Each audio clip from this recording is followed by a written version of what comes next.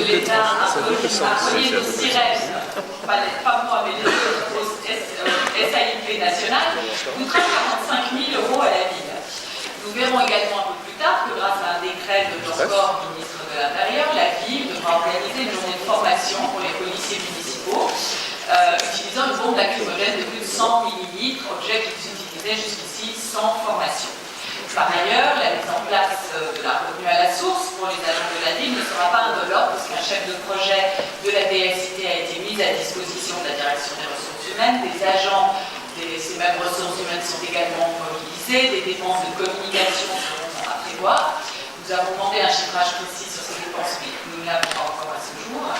Autant de dépenses donc non prévues dans votre budget et qui viendront rendre plus compliqué le respect de la progression de 1,15% prévue par le pacte financier conclu avec l'État en juin dernier.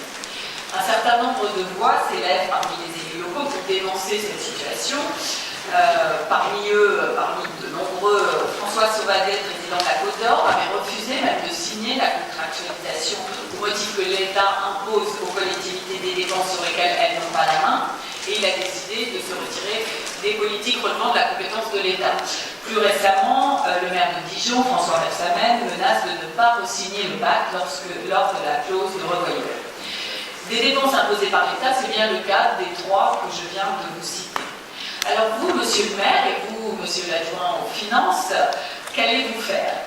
Envoyer rapidement la facture au ministre responsable des collectivités locales, il s'appelle Gérard Collomb, pendant qu'il est encore en place, ou bien lui laisser gérer la situation lors de son retour, qui semble assez proche? Ou encore, verrons-nous apparaître vos fameuses mesures exogènes lors de la présentation du compte administratif, distinguant de plus en plus chaque année les comptes réels des comptes acceptables pour le pacte de cette année? Il est tout de même un peu décourageant de constater, et c'est un phénomène malheureusement assez français, que lorsqu'on tente de contrôler la dépense de l'État d'un côté, lorsque tente de contrôler la dépense d'un côté, donc dans ce cas du côté des collectivités, on l'augmente de l'autre, du côté de l'État, contribuant ainsi à remplir indéfiniment le tonneau des Danaïdes. Bref, il ne s'agit bien sûr, M. Séchras, pas du tout de s'opposer à ce raccordement, mais cela ne nous empêche pas de constater les conséquences pour les finances de la ville. Je vous remercie.